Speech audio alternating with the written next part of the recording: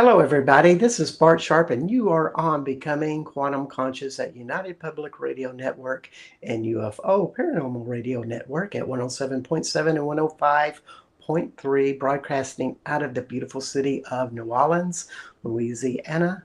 Also on the UPRN Talk Radio site, Roku, YouTube, X, and Facebook and other internet platforms all around the world. And it is just so exciting today because I am going to get to interview one of my heroes, mentors, uh, one time neighbor.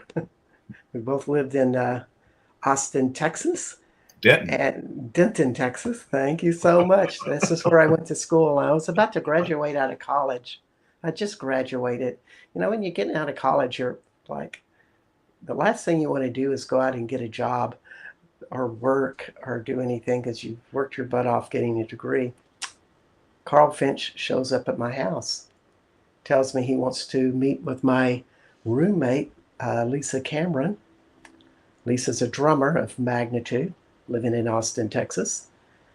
And he says, I'm starting a band. Whoa. Carl Finch at my door. Carl was a legend at that time, in my opinion. Art student, had a great band named Room, excuse me. But what was really interesting about Carl was that he went to a Woolworths and started getting turned on to the 88-cent bargain bin records, and they happened to be polkas, in which this was 1978, to give you a little bit of history, folks. And polkas were not being listened to at all by anybody, except for a few select ethnic communities dotted across the United States and in Eastern Europe, of course. So he's getting turned on to polkas. And at this time in 1978, there wasn't things like Latin music or third world music, polkas, and, Bob Marley was just getting started. So just to give you a little bit of the territory, everybody was listening to disco and the Eagles and Steely Dan, and it was kind of a dead time in music, if there ever was one. It was getting too, what would you say, homogenized, corporate homogenized. And here's this guy making polkas, and I got to watch this daring escapade happen over the years, but particularly those first 2 years. It taught me more about creativity and creating a business, creating art than anything I've ever known. Uh, and of course, I got to see Brave Combo rise to this very unique fame, winning a couple of Grammys, selling records worldwide, traveling worldwide, never being a household word, never being a corporate music system, but being creators of magnitude. So, I thought I got to get Carl on the show to talk about creativity. So, welcome, Carl. I'm so just excited that you're here. It's just Well, bubbly and Bart, gushy, and I feel I like mean, dancing, actually. well, let me tell you about Bart. Bart is ready to dance. And I think where Bart was at that time and what Brave Combo had to be then, it could only have been then. And hitting you at that time was significant in your life because you were maybe learning how to express yourself through dance, and Exactly. doing it I mean, I wish well, there's video of this, so people can see it if they can find the video, but quite an expressive. And I remember, Bart and Gina in the early days, they set the tone, you know, and we were so Yeah. lucky to have people like you who just bought into it without, well, this is so important, without questioning it too much, without overthinking it too much. And I'm going to Mm. just right off the top because it's really important and I don't want to forget it. Oh, And yes. it's kind of where everything for me clicked. I was at NTSU, North Texas State University, and now UNT, University of North Texas. I was in the art department. I was in a painting class, and my instructor was a guy named Bob Wade, who was a pretty famous Texas artist. He did things like giant cowboy boots, and he did these frogs on top of a club in Dallas, and he did the iguana on top of the Lone Star Cafe in New York. So he did these like oversized Texas icon images. But first day of class, we were all sitting in there. Uh, I think I was starting my master's. I'm not sure, but I knew I have a degree in advertising art, and I knew I didn't want to do that. So I didn't know what to do. I went back and got a master's drawing and painting for no reason, uh, except I was just interested in stuff. So this is what he said. He came in, looked at us. First thing he said is, "Do you make art, or do you make what looks like art?" Mm. And it Do you make art or do you make what looks like art? Whew. and posing that challenge to young artists who want to make art, who want to be that, and understanding that difference is everything for an artist. So uh, around that time is when I stumbled into this Woolworth store, as you mentioned, and um, uh, just, there were a bunch of polka record cutouts that were really, really cheap. I didn't. All I knew about polka music was I used to ride around with my friend Cliff in Texarkana. This was in Texarkana. Texarkana, Texas, which is in northeast Texas, where we call Cedar Hacker Land if you're in So, my area, Texas. but actually, sadly, I went over to the Arkansas side. That's where the Woolworth was.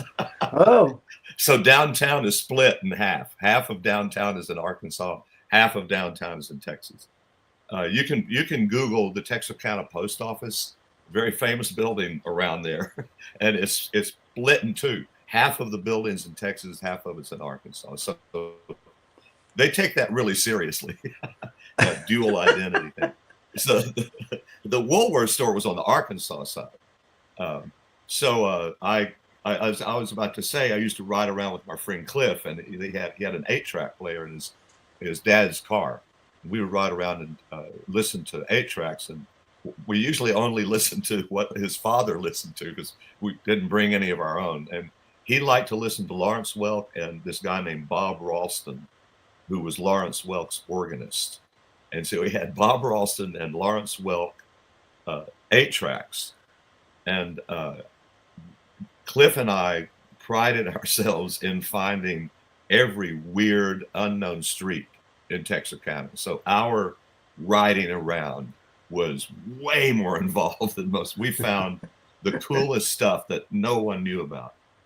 I can go into so many stories there, but we would drive around and listen to this polka music or this organ music and have that being the music as we're driving around Texarkana, seeing this oddball view of the town. And it was really intoxicating. It really got under my skin, combining uh, incongruous images with music. That idea, like take all the logic out, give something brand new that started from nothing. So uh, down the years, I stumbled into that Woolworth store and uh, bought a bunch of polka records and took them home and listened to them, and like the jackets were not very commercial. Music wasn't commercial. Nothing was mainstream about it at all. But I really started just liking the music and mm. just, wow, there's something here. This is what I thought. There's something here that the mainstream doesn't even know. It knows so little. They don't even know they're ignoring it. Well, what It- did it It's make you? What did it make you feel when you listened to that music? Well, I was puzzled, and but I was also just really a lot of the artists. Andrew Walter from uh, Sweden, it was, or Eddie Blazonczyk from Chicago, or uh, um, the Little Wally, from Chicago, or Larry Chesky from New York, big band polkas, and uh, so all I just there was a combination of good melodies and good choruses and interesting rhythm things going on if you really listen to it, but also the use of tension and release was so prominent and so calculated and so baked into what the song was. And so you go along and you play it a while, and then you get to the end of the chorus, and the drummer goes through straight rim shots, bow, bow, bow, bow, at that point, and it's like this. I don't really know how to describe it, but it's if you listen to a polka, you'll hear it, especially if you listen to like Polish style, Mm-hmm. Polish East Coast style from 60s and 70s, It and pops then like a fire. It pops like a firecracker, that's the whole but but it's idea. so fast, Yeah, and it does make you feel something. And to me, what you taught me was not to define any of it, but just to be open. yeah, And as a person in the audience, that's what got us. It's like we walked in with an open mind, and we were hearing these beautiful melodies like a Beatles song, but they weren't Beatles songs, but they were catchy like Beatles songs, and they were almost like turned totally upside down because you were on the upbeat and the Beatles are on the downbeat, hmm. which is Well, yeah, yeah. the polka definitely accentuates the upbeat. But I mean, if anyone wants to, let's just polka itself. This is the tip of the iceberg. There's the polka as a thing is so giant. There's so much involved. Just quickly, just to give you an example, when Eastern Europeans were moving to the United States in the 1800s, same thing was happening in Mexico. Eastern Europeans and Germans, and not just East, but Germans as well, were moving to Monterey, Mexico, Mm, and they were bringing European melodies and the accordion. They introduced the accordion at the same time that some of those uh, musicians were coming to the East Coast, coming in from New York. There was some going to Mexico. So Monterey became this really international city full of lots of European settlers. And so mm. indeed, that's when the accordion and the polka melodies were introduced to Mexico, and which ultimately combined with elements of mariachi, and then combined with the cowboy culture of South Texas, northern Mexico, norteño, and conjunto was born. That Mm. music would not have existed. Tejano, conjunto, norteño, all of that. None of that would have happened if the Europeans hadn't brought the accordion over and hadn't brought the melodies, the folk melodies, the polkas and waltzes, and schottisches. So It all that blends is, in, and and that's so big. That is so massive. Culturally, that's so massive. yeah, To it's Brave Combo, we were influenced by the European style polkas, but we're also very influenced by the Tejano music, just as much. And if well, if you look at the two cultures, the Tejano, I mean, everything's hotter, faster. You're eating peppers instead of sugar, and the two cultures have a totally different heat versus cold type of influence because it is cold in Eastern Europe, and to me, it plays a big effect with it. One of the things that always got me because I just watching you create, you were willing to try everything and anything when you were making music. over the years, I think you become more of a polka purist, but still your polkas are totally different than everybody else's polkas, unless they follow your style, the Brave Combo style, which people do. But you would try all of these things, and what really got me was how you were willing to let them go if they didn't work. I never saw you grieve that or hang your head in shame like, Oh, really? oh, they didn't like that. You know, I never saw you do any of that.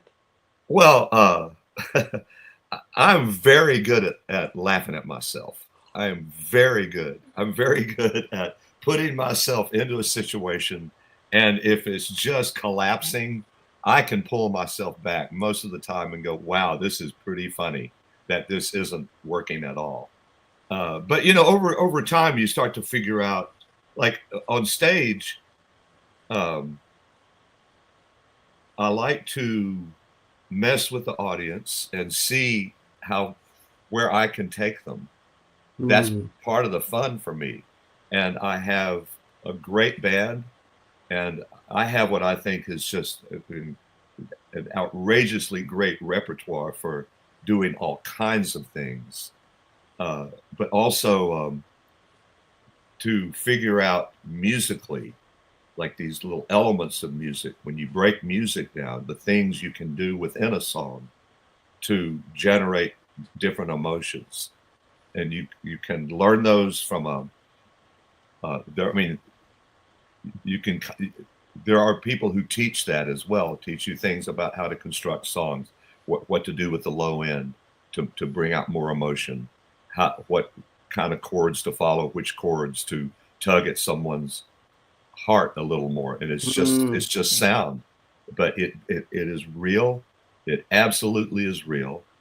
And I love figuring those things out, But those tangible musical things that tug at people whether they want it or not. that's really interesting, and of course I have people that are sound activation specialists, sound healers, whatever, with their crystal bowls, tuning forks, doing all of these things with vibration. And basically what you're saying is that you're doing the same thing with a guitar, but you're not doing it so much in frequency, but more with the chords. Well, it's like this is a really easy example uh, for anyone that knows anything about music. So a chord is a triad generally, and let's say if you're playing a C chord, the triad is on the bottom is C. The next note in the chord is E. The next note in the chord is G. So those three notes make a major triad. It's a sound everyone's familiar with. Um, if you play the root note, the C, in the low end, that's what everyone expects. That the root is going to be the same as whatever the chord is. Mm. But you can play any of those notes in the triad in the low end. So if you play the third note, like again, the chord is C, E, G. If Hmm. you play an E in the low end rather than the root note, the C, just that tugs at people emotionally. The sound Mm. of the third in the bass played it's so simple, but just that. And Wow. music is full of those things that you can do. And people, when someone has a hit song, when someone hears them, when someone starts to sing, it's because most likely the composer uh, had an idea of what was going on, and that's baked in. That's there. They're figuring it out as they go. But wow, listen to how the melody sounds against this chord. That's very emotionally pulling. So um, So that sort. Sorry. Go ahead. you basically have an open box right there in that moment to take your listener anywhere you want. That's how it always is. I mean, Mm. when we step on stage, we feel that way from the get go till it's over. It's a we're transversing a landscape the whole time. It's not just a set list. It's trying to maximize the connection with the audience. So that's all part of, and everybody, I mean, so many stories are popping up in my head about those well, experiences. I mean, look at the people who've been in the band. You mentioned Lisa already. Yeah. Not a regular person. Even someone who you think is normal, like Lyle, not at all. Not at all. Did you go into like someone like Jeff? Come on. I Explain. mean, look at the. Let me give you my explanations of this. Here is Lyle. He has so much testosterone, and it's all channeled in a kind of an intellectual way. And he plays guitar. He could probably be leading an orchestra because he has that much musical knowledge and intellect. However, he's playing the bass, and with all of that testosterone, he is filling every space he possibly can. And then you have Lisa, on the other hand, that is almost in trying to fill every space that he's missing. And so they keep going faster and faster with this polka, and we're all bouncing around, and we're all almost, going so hard that we're falling on the floor. But at those times, you created such creativity. And then there's Jeff, who seems to never find a musical form he doesn't like. No, there's not one. He's just totally open and experimental in all of these forms. And, here it is, all put forth in something that's almost like a pop format, but it's not pop because it's polka pop. But that's that's the idea though. The idea Yeah. for the band is really simple, if in just pop terms. So, Rock. so It's just rock band plays polka. That's exactly. that's the But, that's the seed right there. okay. And So that can go a million places, obviously. it can. And for those who are non-musicians and they want to create stuff and they're wanting to break through, because we're talking about the mechanics of how Brave Combo is breaking it out. But I just want to dare you a little bit and say, how would somebody take these principles, what we're talking about, and apply it to their regular, not to their regular life? There's nothing normal and regular about folks like us. We're always on that place. Can you explain the place or advice you give people that would want to go, I want to do something like Brave Combo, whether it be Well, music or IT yeah, or computers or books or whatever? yeah. Well, this is a good place to. I don't want to like spend the whole show talking about this, but this is kind of important, and it fits this show perfectly. Okay, cool. So this is what I would say. And we're right now. I tell people that they already have the answers, that you already know, and that you just need to tap into what you already know, and you just have to work at tapping into that, and it's already there. So a couple of things, but this is I'll go through this as quickly as I can. So Oh, no hurry. when I was in art school, and well, only because I could literally just go so far on and on that people would turn this off and fall asleep. Um, but this is really important. So in the maybe like 1977, I guess probably, I started thinking about how spiritual leaders over the centuries encourage people to not judge. Uh-huh. Everybody, if you get right down to it, that's sort of the common theme, and especially Jesus. And I grew up in the Baptist church, but I kind of like most kids. That's you know, rock and roll took over in my teen years. But I wasn't like a wild kid or anything. But it got my attention, and but I grew up around the church, so I know how all that works, and so I know the basics. I know the basic stories and all the lessons and all that stuff. And but in any religion, that idea of not judging your neighbor is pretty high up there. loving your enemy, that sort of stuff. So, but I was wondering, okay, so what is, how serious is that? How seriously should we take that? Because it's a recurring theme. And is that something that people just say, oh, yeah, yeah, I try to be open minded, blah, blah, and move on? Or do you really get hardcore about that? Like, what does that mean? Mm. So I was looking around and I noticed that people bond quickly when they have a common complaint. They just come together like glue. Everybody's got something to say, you know? It's like, wow, that gets people together. People get so comfortable with that, and they they're just happy in that space where they're putting down something else. Everybody's getting together like tribe mentality, and so it's just wow. Why do people do that? Why is it so easy to fall into that trap of, of criticizing as a way to find acceptance?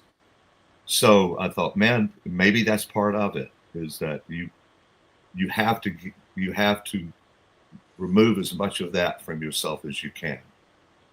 So I thought, well, I thought, okay, from a behaviorist point of view, what if I just stopped using words which imply judgment, but mainly good and bad, right and wrong, but there are more right, improper, proper. I mean, you can go. There's a lot of acceptable, unacceptable, a lot of words that imply judgment.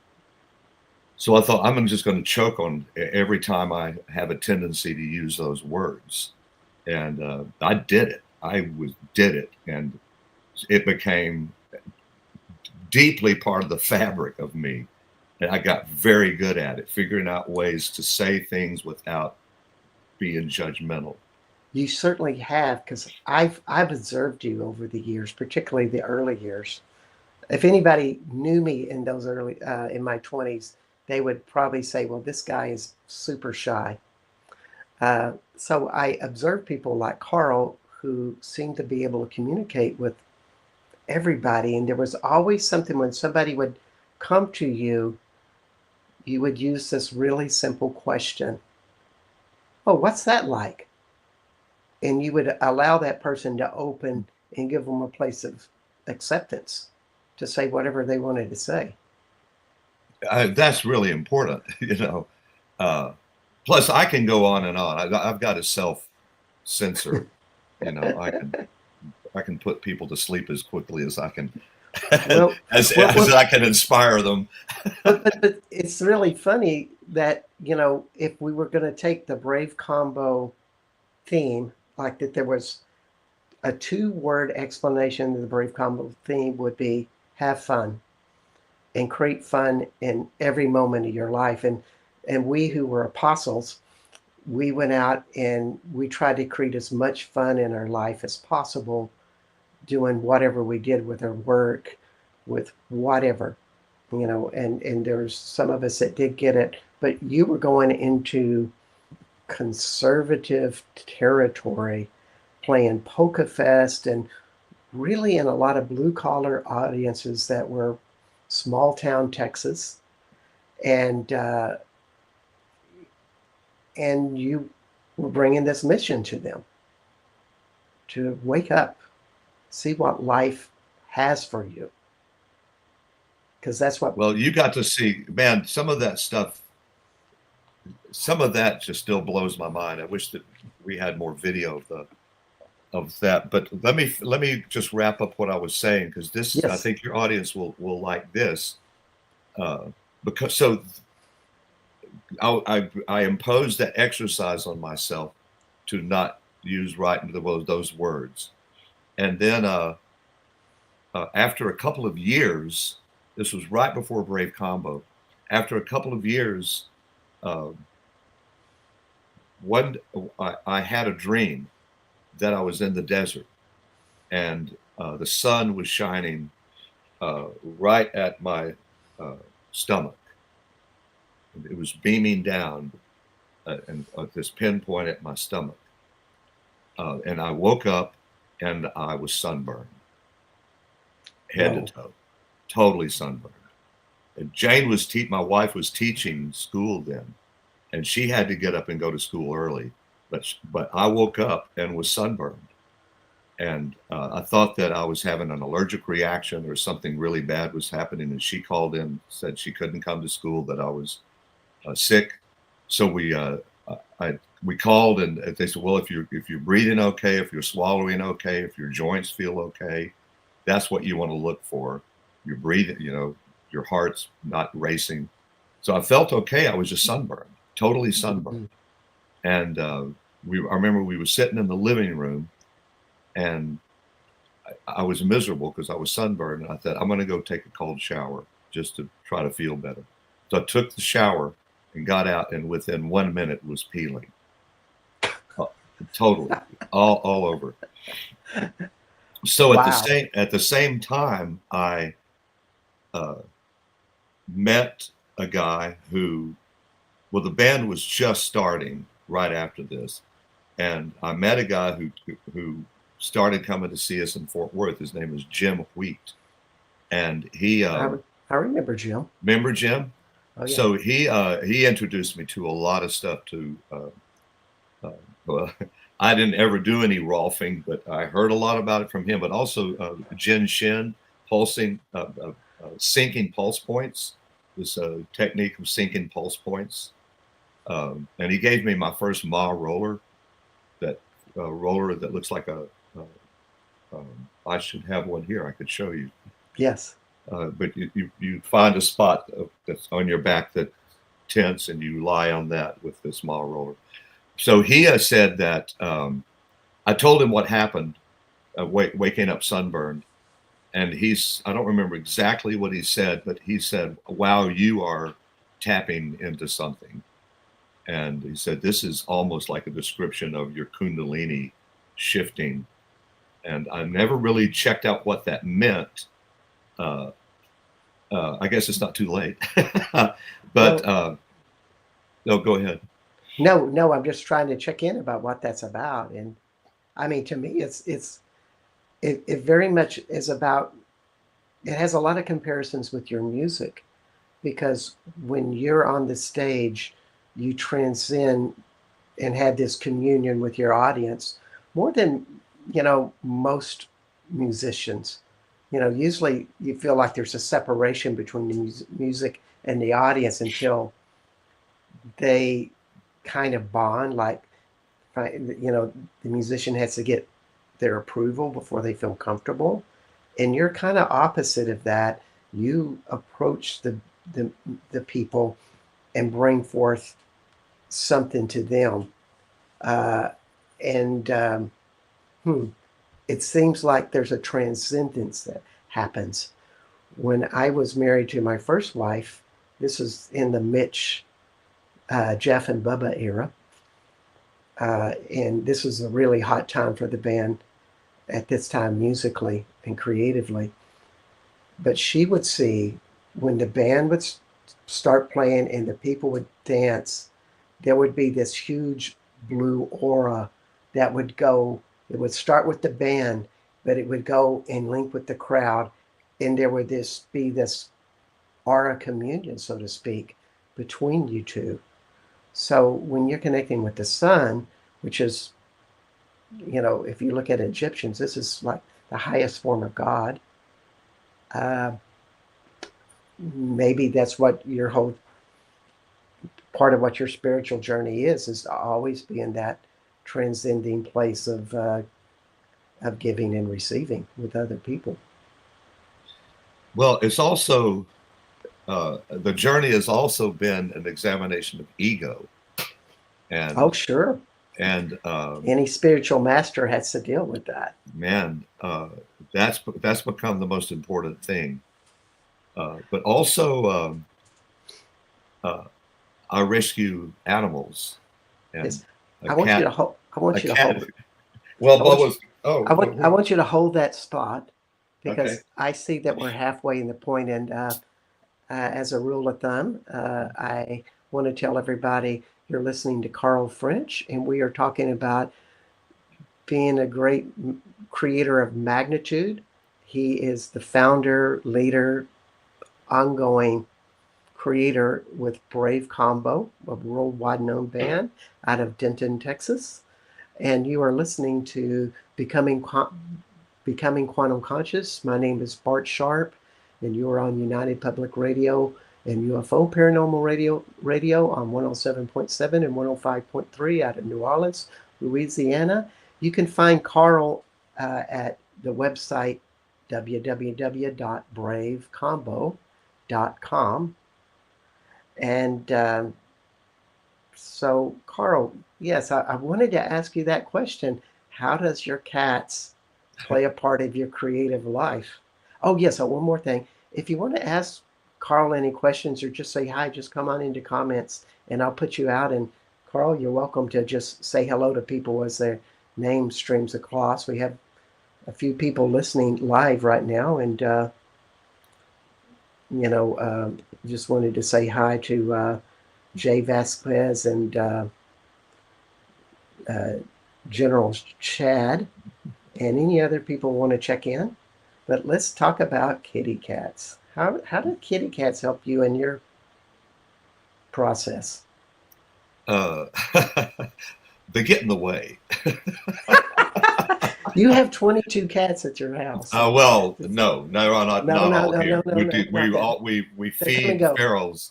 We also feed ferals in 3 locations around downtown Denton, and Wow. we're always catching them and neutering them and spaying them and figuring out what to do. And I just wish more people had more time to devote to things other than whatever they're doing in their lives. I wish more people had time to help, but That for that's a good way to put it.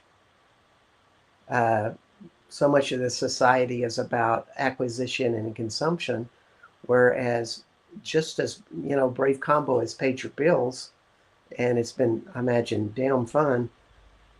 But also, it's always about giving. yeah. Well, this in particular, as an exercise, taking care of these animals, whether they would be cats or dogs or ducks or turtles or whatever, it wouldn't matter. But right now, it's cats. It's a kind of a forced, unconditional love that we impose on ourselves without fail every day around 5 in the afternoon and around 1 in the morning. We'll go to these places and do what we need to do for those animals then. And it's hard to do sometimes, especially when it's 10 degrees outside and you've got to go heat the water back up again. So that and well, I can go on and on about how uncomfortable it can be. But for me, it's important right now to give for whatever reason. This is what I've chosen unconditionally, and that's all part of what I have to do for myself. And being in a profession where ego is so critical to your success, in some ways, you have to also put it in its proper perspective. And I've become more suspicious. You just shorted out, Carl. You just shorted out for that last line about I'm ego sorry. and keeping it in its proper place. Is that what I understood you? Yeah. Okay. Because a performer has to have some ego to do what they do. But you have to really think about how that's affecting what the bigger picture is. Ooh. That's a very profound thought. Because you're right. We have to have presence and be out there in the world. But how many people do think about the repercussions of what they do in the world? It's huge. Yeah, I obsess over it, but that's what I do. But I'm also, I'm fascinated by it. I'm fascinated by we're here in this time. There's so much weird stuff going on, but we're privileged to be here to witness all of this. And maybe this is all like giant prophecy, stuff that's, well, great. Then you get to be here when it happens, and Yeah. maybe maybe there is an emerging antichrist. That's, who knows? But we're here to observe it. But Well, I'd say it's more than observe it. It's more like you be part of the process, and you are a part of the process through all of this giving and changing people. I mean, in metaphysical circles, we are doing a lot of things like having a circle of people creating a vibration and sending it out throughout the world, changing. Now, this isn't new. The Tibetans do it, the Aborigines do it, the American Indians do it. This has been going on for a long time. And wouldn't you agree that Brave Combo is doing that type of message? You do it, it's not only by the music, but it's the intention behind the music. intentions are really important. Uh, I obsess over that too. Yeah, I remember what I said at the beginning. Do you make art or do you make what looks like art? That's questioning intention. That's what that does. How much But, does it come from the heart? well, here's what I've been thinking lately. Speaking directly to the vibrations, um, do you know that? And I know you know this, but the closest star to our star is Alpha Centauri. Mm-hmm. And if you could travel 186,000 miles a second nonstop, it would take you 4 years to get to our closest star, a neighbor, which is a star, the closest. So I've been looking at a lot of these, and check this out. Um, we can see all these other galaxies. We can't see the Milky Way. We can't see our own galaxy. We to send a spaceship out far enough to be out far enough to have a camera on it to look back at us at this point with our technology would take over 100,000 years to get to the edge of our galaxy, just our galaxy. 100,000 years just to the edge of our galaxy. Now, the James Webb Telescope is now showing us there are more galaxies than we ever imagined. There's more going on out there than we ever imagined. It's, in my opinion, that should be the number one news story every single day is, can you guys believe we're on this tiny little speck of dirt in this small solar system, in this pretty big galaxy, but we're nothing. Yes. We're, if you look in physical terms, if you want to say, hey, I'm pretty cool, man, no, you're not. Look, I mean, the Earth. So So that's got to, I'm sorry, go ahead. what message does that give you? Oh my God, the enormity of that makes me feel so insignificant that it makes me feel very powerful. Hmm. It's I don't know how to explain it, But but I that's can how, tell you. but that's how humility works. When you really are humble in yourself, your defenses go out of the way, your emotions that are negative take a back seat, and a space opens up that is a higher love, and you feel humble. I think that that's well said, and it's right now that's what's keeping me in a good humor state. That's what's keeping me. There's a lot of weird stuff going on, and if you put your faith too much in human tendencies and human tendency that are so obviously driven by just ego, man, you've been good luck to you. You go down Yeah. that path if you want, and a lot of people will. But I there's just a whole lot of stuff that we don't know. And I am pretty convinced that we already do know, and that we're living in hell right now. This is hell. When hell is described, this is where it is. This is hell. And the idea is to get away from here. This is the idea. You want to get, Mm. like, you're here for this period of time. You learn what you need to learn. It's a very important place to be, but you're already connected to something else. And you just have to be So, reminded. Uh, so question. When you're up on this stage playing the guitar or piano, as you're playing more piano these days than the guitar, thanks to your really cool guitarist. I can't remember his name. He's it's damn good. Robert. Robert. Uh, do you start to transcend that? Look, You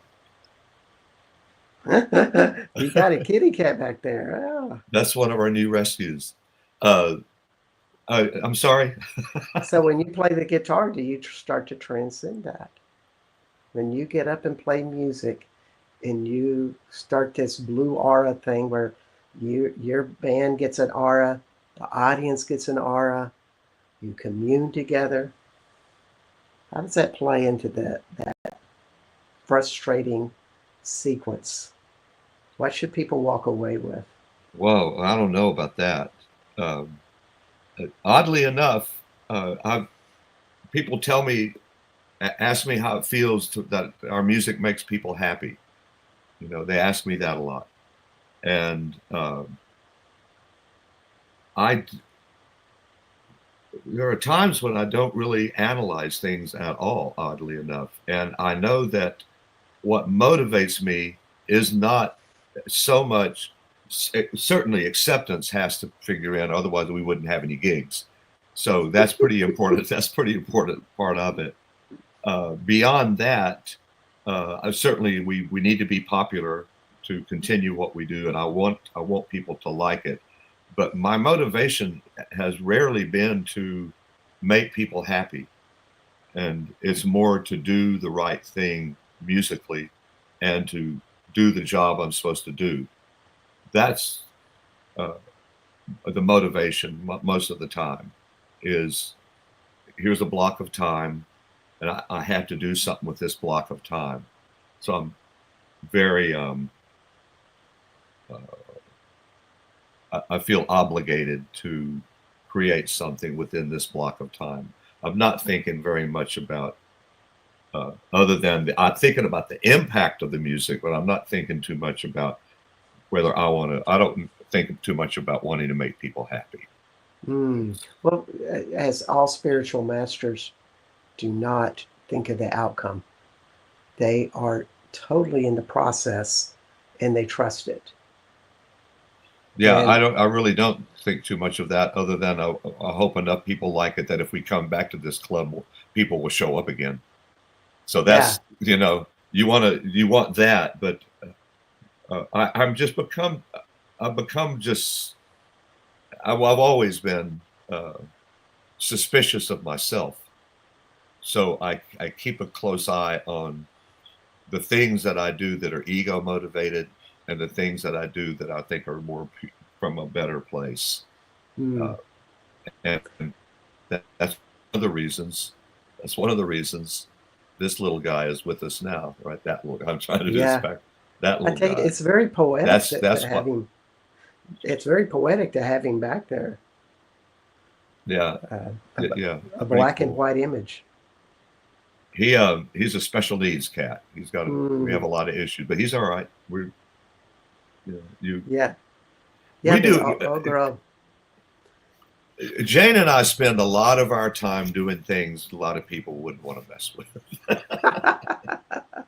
And we can leave it at that. But Yeah, yeah, you know, we spend a lot of money on things other people wouldn't spend money on, probably. yeah. I understand, but that's part of the creative process. I mean, great creators are driven by something internal and it has multi applications. They're not just a musician or a writer. Yeah. They're doing all of these other things as well. And they're small, they're large, they're in between. Well, I do know that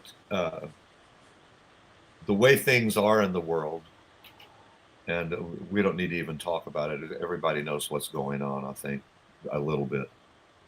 Um, we can't solve everything here, No. so you have to still live and exist and try to make your life worthwhile. And I know that focusing on the insignificance of us and Earth and the things that we have to, trudge through every day, that can't be everything, and it doesn't have to be everything. As just as bell hooks, a lady wrote all about love. It's going to be my theme for next week. She says we have that choice of living in that place, what we're talking about, or in the reality that you're focused on consumption and obtainment in your life. And there's a huge separation. We're coming to the last part of our show. We got 4 minutes left. And we're not like have to stop in 4 minutes, but somewhere around there. And I always ask everybody, what is your message that you would like to give to the world? Just uniquely what you would like to say. And before you give that, I want to tell everybody that you're listening to Carl Finch, creator, leader, and continual creator and leader of Brave Combo out of Denton, Texas. I've been playing for 40 something years. 40, 45. 45. Goodness gracious. Gosh, you got 45. Okay. And Yeah. I How's that make you feel, Bart? That's exactly what was on my mind, Carl. I couldn't get You look, hey man, just so you know, you look at you. You look pretty good for, well, for someone I'm for being for 82. You look really good for 82, Bart. Thank you so much, Carl.